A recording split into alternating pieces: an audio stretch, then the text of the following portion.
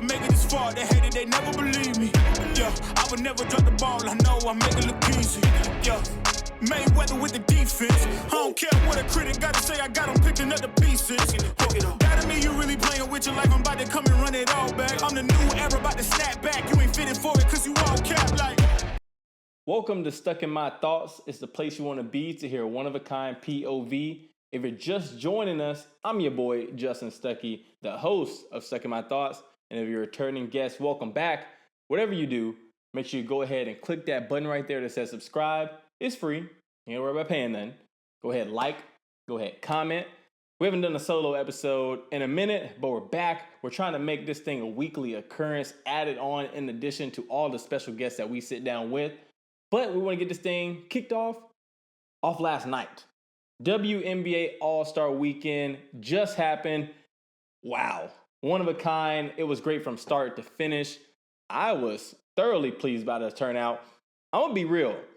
I may get some pushback for this, but I'm taking WNBA All-Star over NBA All-Star any day of the week. This past weekend was electric. Kicking things off with the Stud Budz. Shout out to the Stud Budz, Courtney Williams, Natisha Heidemann. They were the highlight, the MVPs of the weekend for sure. They had everything going on. A 72-hour bender. Had Kelsey Plum taking shots straight at the bottle with no chaser. Had the commissioner of the WNBA, Kathy Engelbert, doing a two-step on the floor. Look at Kathy Just imagine if Adam Silver was out there two-stepping, dancing, hitting the Dougie in the club with LeBron or Paul George or somebody like that. That'd be pretty good, wouldn't it? I think that the WNBA just has so many different personalities, so many different, as you say, unique individuals out there that it makes everything so fun. It seems like they were all grouped together. It just seemed like a big party all weekend. I think that's what it's supposed to be. You have the stars coming out, whether they were participating in the game or whether they were just going to show out and support. I think this whole weekend was very impactful. I think for me, the biggest thing that stood out was their messaging. While it was a great weekend, while they were going out there to have fun, showcase their skills, put on a great performance to the fans, all of those WNBA players sent a message directly to the organization. They are not pleased. The WNBPA is not pleased with the collective bargaining agreement. They all wore their shirts pre-game, basically saying, pay these girls what they deserve. These ladies deserve to be paid. They want to be paid, and they coming straight at them. Where's our bag? So I think for you guys listening, I would like to know your thoughts in the comments. Should these WNBA players be paid more than what they currently are? You think about somebody like a Caitlin Clark, for example. I think she makes around $28 million in a Nike endorsement deal alone. She makes under $80,000 with the WNBA. Those two do not add up. I don't know if you guys can do math, but $28 million, less than $80K, not really on par for one of your most marketable athletes in the entire league. But these ladies are definitely putting on the show. The notoriety, the publicity is to continue to rise each and every year. As you bring in new talent, new faces, new marketable people, I think that somebody has to look at this and say, man, they're putting on a show both on and off the court. We have to give them what they deserve. I think last night in Paige Becker's post-game interview, she really said it. We're going to come together, we're going to lock arms, and we're going to fight for what we deserve. And I think that was honorable on her part, being a rookie who's a baller anyway, in her first ever season with the WNBA, already making a WNBA All-Star game. That message to me stuck out more than anything else this weekend.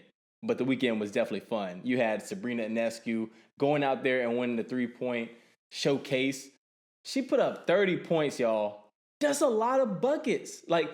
And there's people, I know there's those people out there to be like, oh, I can do that, or oh, I can beat her. No, you can't. She's really good.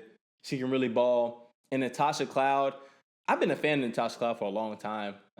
She went out there and won a skills competition, did her thing on cloud nine, as they say, and both of them play for the Liberty. Two teammates going out there and taking over the weekend in Indy. Great time. I really wish I would have gotten to see Caitlin Clark get out there and perform. I know Asia Wilson was on limited minutes as well. Also, Asia, you're not fooling anybody. We know you and Bam are together. Look, have your relationship be private. Understand, do your time. But oh snap, hey, nah, we know y'all came in there together. The fists are hard. Fists are hard. I like the shoe when you were just filming around like you were Shaq. That was a nice touch. Here's my only, I'm going to say it's a hot take. Here's my only strong opinion, strong thought, as I'd say. Skylar Diggins should have won MVP. Not Nafisha Collier. I understand Nafisha Collier got the most points ever in the WNBA All-Star game. I understand it was her team, Team Collier. But Skylar Diggins had a triple-double, dog. Like 11 points, 11 rebounds, I believe 15 assists, 15, 14. Somebody fact check me. I need a producer. Hiram, call me. But dog, Skylar Diggins put on a show. Nonetheless, it's all fun, games, just having a good time out there. Glorilla was performing at halftime. I don't think it gets no better than that, especially if you want to highlight those females who are doing big things out here in this big world. Shout out Glorilla. Still don't understand what you say half the time, but I like the music. I like the beats. So to me, I'm giving All-Star Weekend for the WNBA an 8.7 out of 10. It definitely would have been the 9s if we got to see Caitlin Clark play. 10 out of 10 is hard to reach. Definitely could have been a 9 with Caitlin Clark out there, a little bit more Asia Wilson. Overall, I thought it was good, man. The dynamic, getting to see them outside of the basketball element, putting more shine on these females and ladies out here doing their thing. Stud Budz, we'll see how long you guys last, because I don't know if people can handle that forever. You guys are very entertaining. But man, y'all wild. Y'all are wild. All right. Staying with basketball, let's move on to some news in the NBA rather than the WNBA. And this one resonates with me really strongly, I believe, for more reasons than one. Damian Lillard is going back to the Portland Trail Blazers. As you know, Damian left and went on to Milwaukee, teaming up with Giannis. And this previous year, he tore his Achilles. One of 8 Achilles tears in the NBA this year, which is an insane number. Something needs to be done, either knocking down how many games they play, let these players rest some more. Something has to be done. But nonetheless, Damian Lillard was one of those who suffered one of those crucial, extreme injuries to his Achilles. And a little bit after the season, he was waived by the Milwaukee Bucks. Been stated he had no idea that was happening. He had no prior conversations to anybody that led him to believe he might be off of that team. And everybody was wondering, where's Dame going to go? Unforeseen circumstances is the business of the NBA that many fans have to realize. While it's a game, it's a business. And those players understand that more than anybody else. And many people thought Damian Lillard was maybe going to the Lakers, maybe going to Golden State back from his hometown down there in Oakland, maybe going to the Celtics. You know, him and Jason Tatum are both coming off of Achilles injuries, being able to rehab together. And once they get back on that court, do their thing. Probably would have had to fight for number 0 as well. I think it would have went to JT. But everybody was wondering, where is Damian Lillard going to go? And ultimately, he went back to Portland. 3-year, $42 million deal. And I know many people were happy about this. And I was so happy about it as well because, speaking from personal experience, I tore my patella. And people try to compare the patella and the Achilles a lot. It's some of probably the most gruesome injuries when it comes to sports. And when you have a significant injury like that, all you want to do is feel and go to a place where you felt at home or whole, because at this point you aren't whole, you're broken a little bit. And for me, I remember when I tore my patella at Auburn, there was a lot of rumors, a lot of thoughts if I was going to go back to Sanford for my last and final year of college. I'm going to be real with y'all. I did want to go back right off the bat as soon as it happened, because you feel like, man, you start to question yourself. Should I ever have left? Should I ever have left a situation where things were working? But I can't speak for Damian Lillard, but I know how I felt. And it seemed to be this way when he was in Portland. You gave Portland all you had at the time. You've done all you can do. You've maximized your time there. And now it's time to take the next step. And he took the next step in Milwaukee, and it may have not gone exactly the way he wanted to. I'm sure he would have liked things to have been different.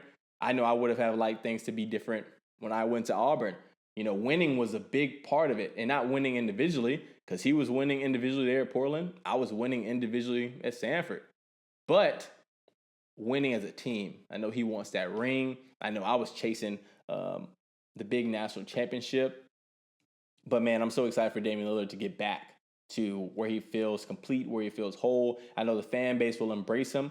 I think the time away from Portland was good for him. Like, he needed to branch out. He needed to see what it was like to stand in a new lane, unfamiliar territory, standing side by side against another star in Giannis. And those things, I think, ultimately are going to make him better. Obviously, he's coming off the Achilles.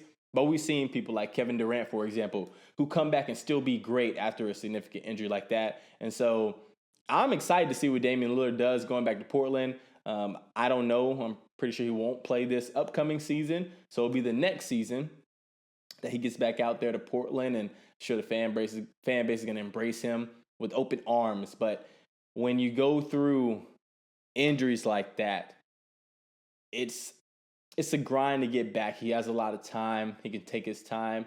And I know he's going to be in a place where he feels complete. And for any athlete out there, I think they can attest to this. It all starts between the ears. How you perform is a direct reflection of how you are in your mind. Confidence, the reassurance go a long way.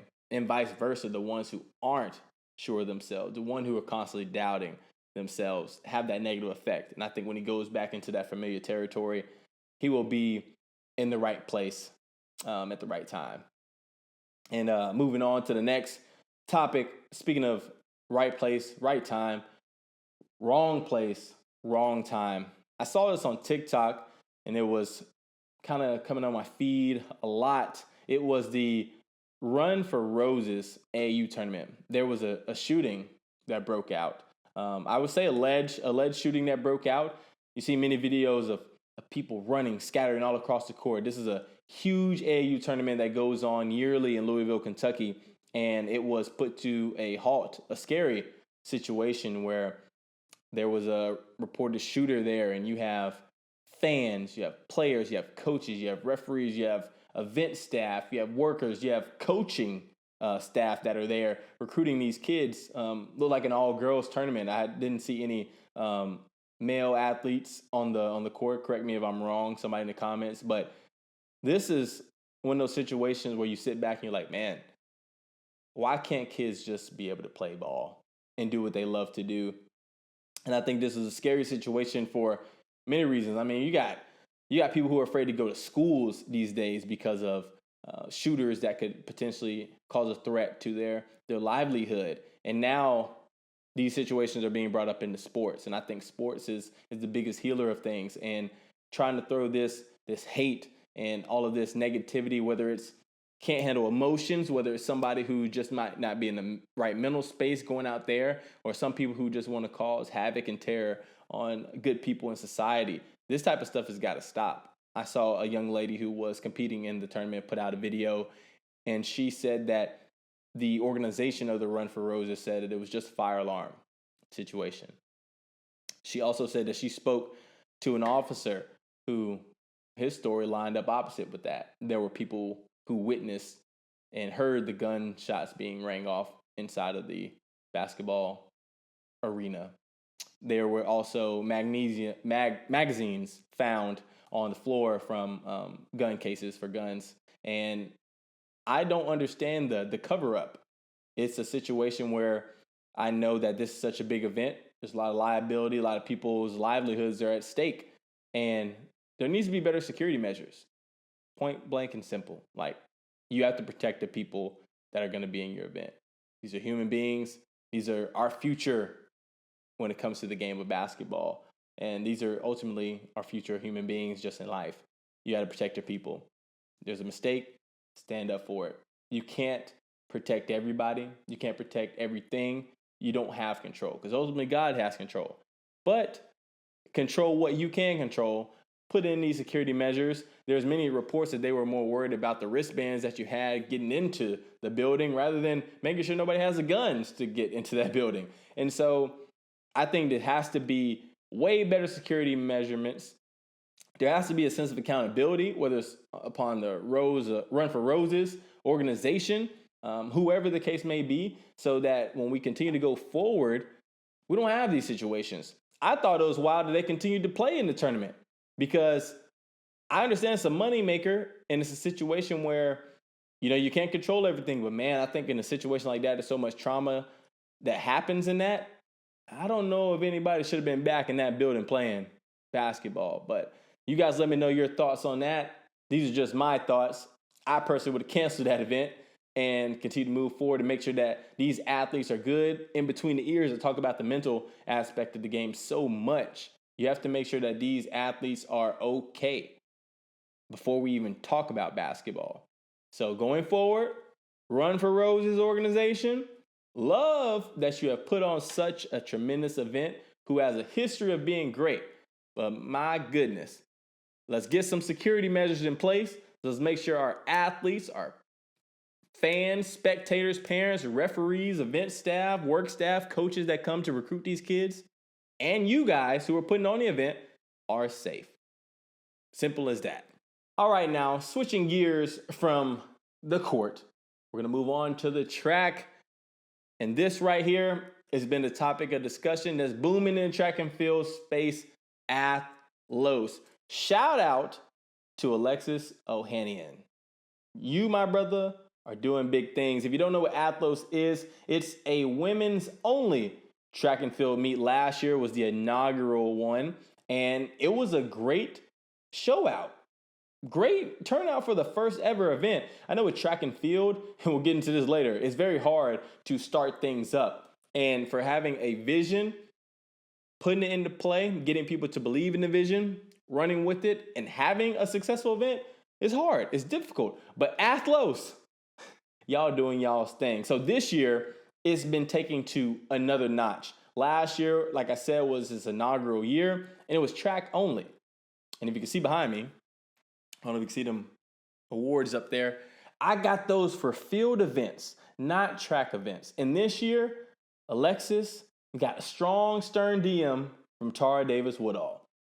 And my brother answered the call. And he brought in some field events. He's bringing in the long jump in Times Square. Just imagine, Times Square, New York City, bigger, brighter lights, and you're bringing some of the best athletes in to compete in front of the world. Man, what a smart move. You've got Tara Davis-Woodhall, Jasmine Moore, Quanesha Burks, all headlining this long jump event. All three Olympians. Tara Davis-Woodhall is the Olympic champion. You've got Jasmine Moore, two-time Olympic medalist in the same Olympic Games. Fire. And Quanesha Burks, who was an Olympian back in 2021, out there in Tokyo. That's going to be October the 9th. Your boy Stuck is going to be in the city. I'm not going to say in the building because it's outside in Times Square. But this is going to be a great event. I got to make sure I'm there. So anybody out there that needs your boy to cover it, holla at me. We may have Stuck in My Thoughts out there. Alexis, I'll be DMing you myself. October 10th is going to be the long jump final. The 9th is the prelims. And then we're going to bring in those running events. Everybody likes fast speed. It's going to be at Icon Stadium in New York. And it's not just going to be any runners. It's going to be the best of the best. I know you guys might recognize his name. Sha'Carri Richardson. That's big time right there. Gabby Thomas. Mackenzie Long. All Olympians. All standouts for the U.S. All dynamic women in their own right. They're all going to be in New York City. I'm excited. I think Athlos has done right by the way that they approached this thing. They are, number one, highlighting the sport that I love. I love track and field. You know anything about me, that's my thing. They're also highlighting these women, an underrepresented group who has been boosted in the media lately because they realize that they are underrepresented, but they've also realized they had a voice. Alexis Ohanian put out something, I believe, on Good Morning America, USA Today. He said that you look at the men's side of track and field, They're all highlighted. No allows doesn't need any more additional boosts. But oftentimes the women are overlooked. And this is coming from a male's perspective in the game of track and field. But this is an event exclusively to highlight them and showcase their talents. And I think that this is a great thing. I think this is going to be something that ultimately continues to elevate the sport by the way that they are approaching it. You approach it in a bad manner. You get greedy. You do things out of character. You oversell. That's where it goes wrong.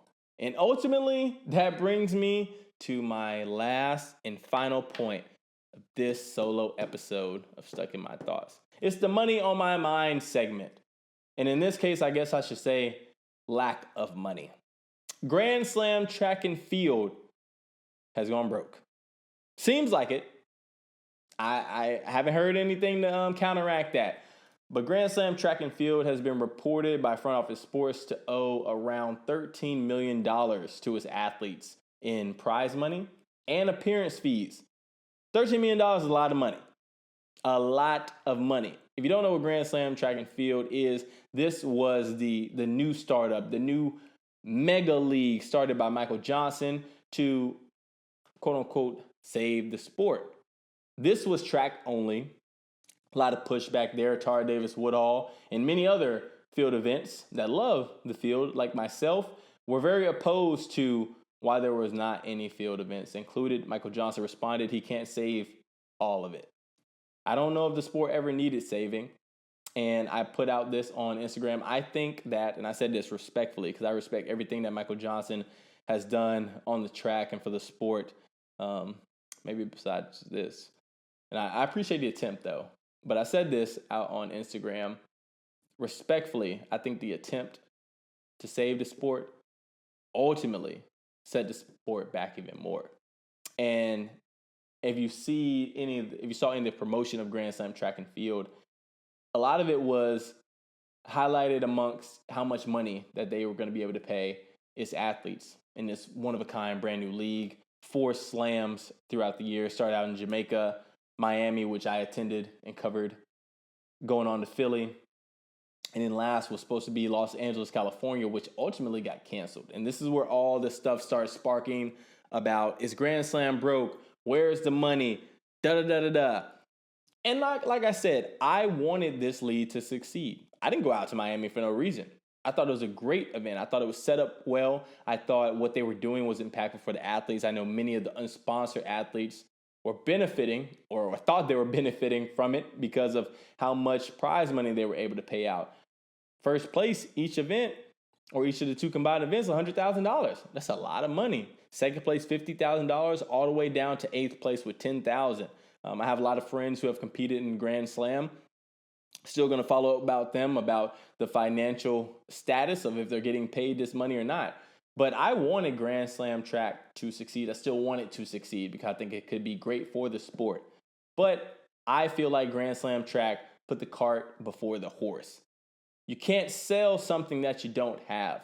I asked an investor while I was in Miami, hey, how sustainable is this league?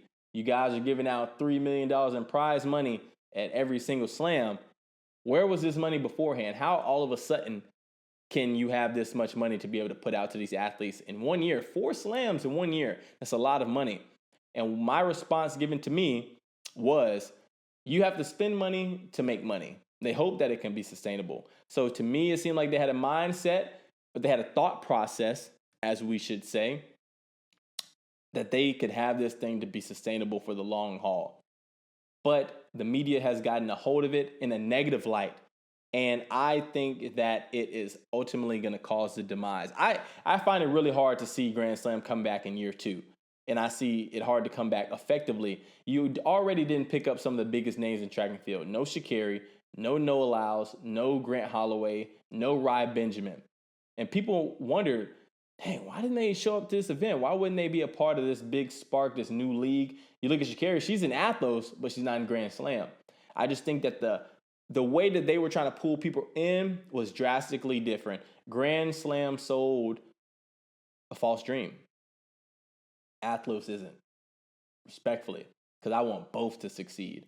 But I find it really, really hard where you keep getting reports.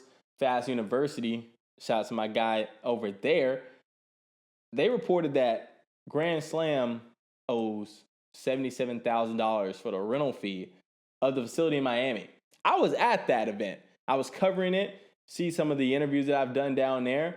That was a great event. I saw Udonis Haslem pull up. Messiah Russell broke the American record in the hurdles.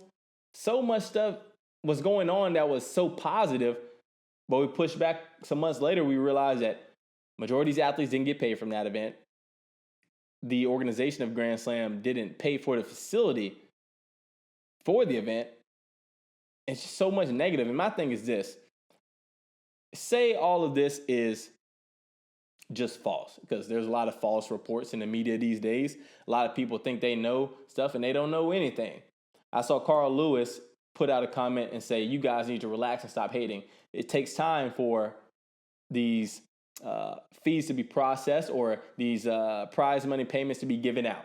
Okay, it takes time. Carl Lewis has a lot more experience in competing and getting paid in professional track than I do. So I'm going to listen to his word. I was cool for it for a while until this happened. Grand Slam post out on their social media highlighting how well Gabby Thomas had done. I think it was a pretty cool edit, pretty cool picture, whatever the case may be. Her response was, "This is very cool, but please pay me."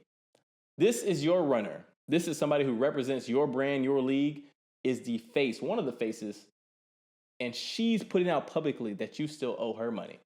If you're not going to pay your own people who you signed up as racers, I doubt that these challengers are getting paid. Any challenger that competed in Grand Slam track, please comment below if you have received your prize money.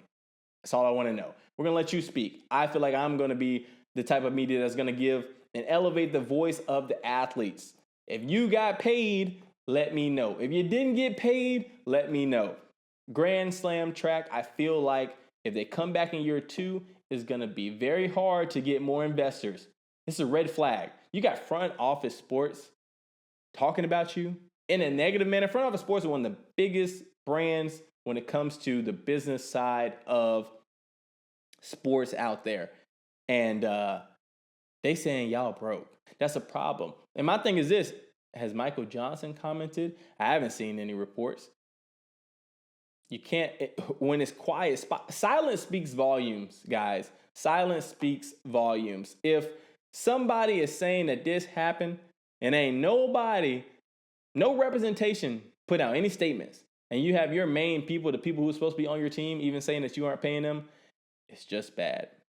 And honestly, guys, I think it might be over before it really got started, which is a sad thing to do. And it's going to continue to revert back our sport, send us back to the lone question of how do we continue to elevate track and field, and how do we get these athletes to get the pay that they deserve?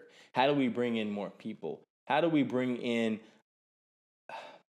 more money, basically? How do we bring in more revenue? Because these athletes who are Olympians, world champions, they don't need to be working extra jobs. They don't need to be coaching on the side or subbing at schools or anything like that to make ends meet. They need to be paid for the work that they put in, the type of athletes that they are, and what they provide to this world. Forget this every 4-year thing. These athletes are putting on every day, and I think that needs to be rewarded. Going to figure out how. I think Athlos is on the trajectory of building that slowly. And like I said, Grand Slam had it. Peacock deal, first year, that's pretty big. I just don't think that we should have put the cart before the horse. There's no reason that we need to be paying the athletes $100,000 right out the gate. And this is not saying that they don't deserve it. Not saying that at all. But you have to know your own limitations. Why not, hear me out, take some of that money that you claimed you had and promoted that you had, pay some of these artists, celebrities to show up. Bring more notoriety by leveraging those connections that you have. You might not even have to pay them. Like, you need to highlight all these other athletes that you know. I know Michael Johnson know a lot of athletes. I know some of these athletes competing know a lot of other athletes, other artists, celebrities, something. We were in Miami. I know somebody had a connection to DJ Khaled, Rick Ross. Who else is in Miami? Somebody call D Wade. It's Wade County. I just don't understand. And I love the sport of track and field, but I'm always keeping 100. Grand Slam, oversold. Athlos is steadily building, and people are starting to buy in. You guys let me know what your thoughts are. I'm always stuck in my thoughts about all these things. We're back for the solo episodes. Wanted to give a quick recap of everything that's been going on out here in the sports world, entertainment world, the culture world. Let me know what you guys are stuck in your thoughts about, what you guys want to hear me talk about in my next segment. Stay tuned for all of the sit downs we got coming up. We got a packed schedule now. I'm telling you, we're building, and we're working towards something great. As always, make sure you like, make sure you comment, make sure you subscribe, and ultimately, make sure you stay blessed. We out. Whoa! Who knew I would make it this far? They hated, they never believed me. Yeah, I would never drop the ball. I know I make it look easy. Yeah. I hit the club 18, ID. I changed the format. Welcome to my crib. Leave your shoes at the doormat.